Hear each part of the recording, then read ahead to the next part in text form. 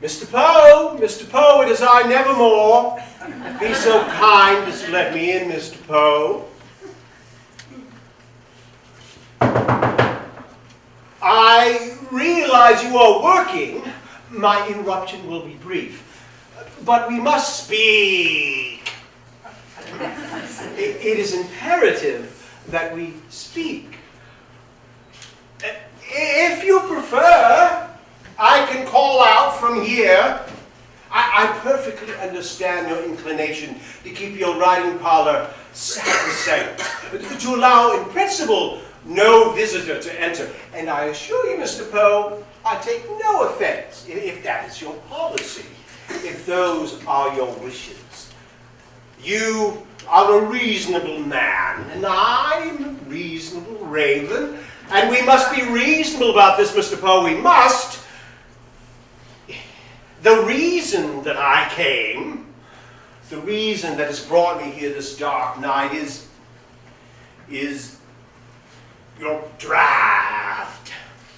The draft of your poem. Our poem.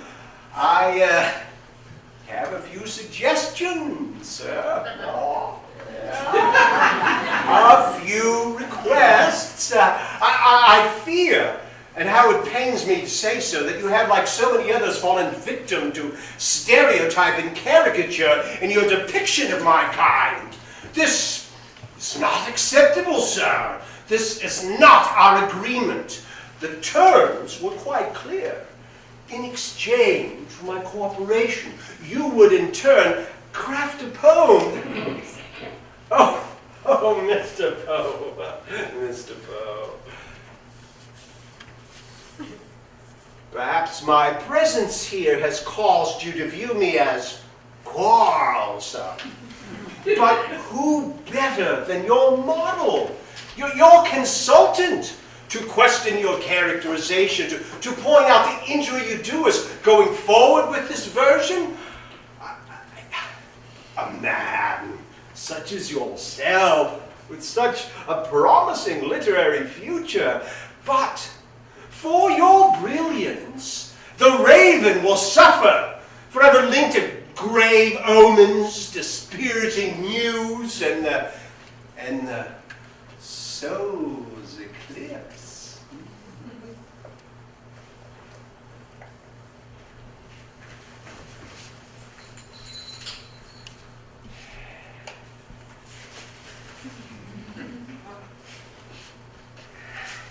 Mr. Poe, do me the courtesy of responding. I have flown a great distance. I've come a long ways for this conference.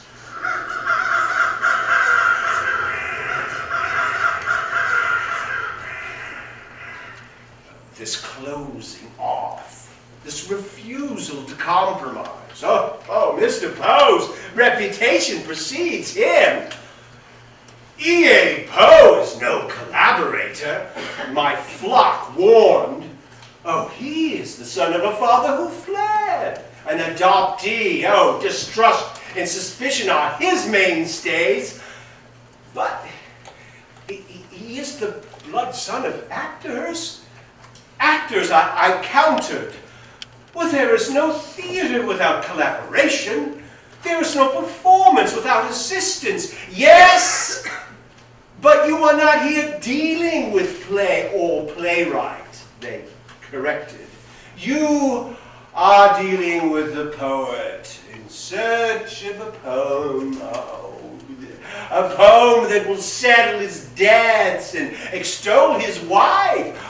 The cousin, the child bride, the darling dead. Composition will refresh his grief, and then he will drink and see nothing but blackness, and you, the blackness that swoops.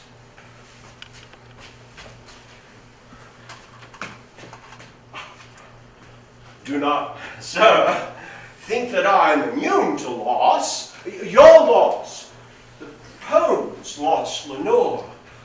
Oh, the literature of tragedy I hold in the utmost respect. But your poem, sir, your poem in its present state be a tragedy for our kind. Reconsider. Allow my stand-in to mourn with the aggrieved, not taunt. Let man and bird navigate the night together in companionable support. Oh, well, I am no poet. I am no poet, sir. But for instance, once upon a midnight dreary, at the door a raven cheery. And onward, sir, onward from there. You are not the only dreamer, Mr. Poe. I, too, have a dream of restoring ravenly eminence and dignity. Oh, we are substantial beings. Intelligent? Oh, our brains larger than any bird's. And our color is majestic. We fly in reality, Mr. Poe, while you, sir, soar only in thought and rhyme. Oh, need I remind you of the onset of our acquaintance, how it was you who approached me, you who sought me out in the park? Oh, do you not remember my hesitation? Hesitation overridden by your assurances, oh, your faithful promise of noble intent. I set conditions, and you acquiesced. You would not, as the Germans, confuse us with the souls of the damned. You would not call us tricksters. You would not revile us for surviving when we must, on carrion. And just then, Mr. Poe, just then, I thought we had forged a bond. For when I said to you, surely, Mr. Poe, you've experienced enough hardship to appreciate that the means of survival are not always pretty, and quite often stink. You bowed your head, deep in thought, with commiseration, I supposed. Was it then that I became convinced of the possibility of a fruitful partnership, persisted in that belief despite repeated warnings from my flock?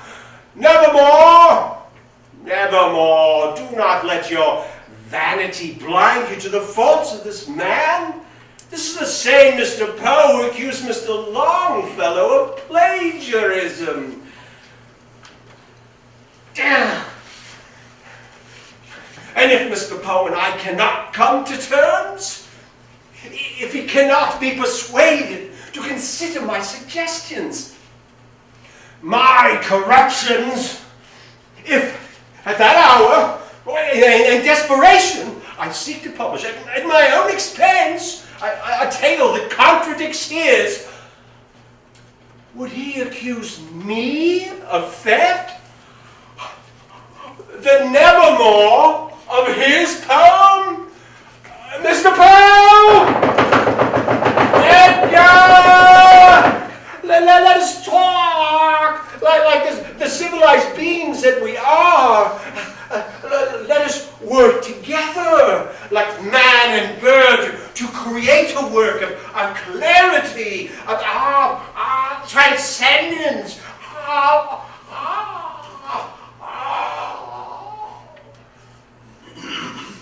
Do not be drawn into a devil's bargain.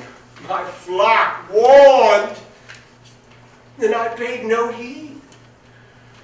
Oh, he may be a man of talent, but he's not a man of his word.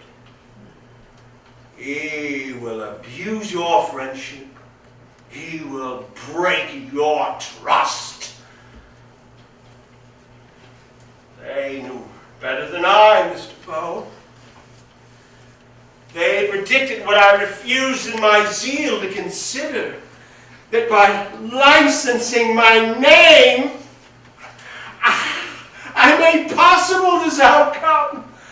Nevermore, evermore synonymous with fear and revulsion, misery and dread, instead of honoring my flock, I've inflicted upon them a grave injustice. But let it be said, you have committed a greater, graver injustice. You have used me in my most foul, sir. You... Oh, no! Gentlemen.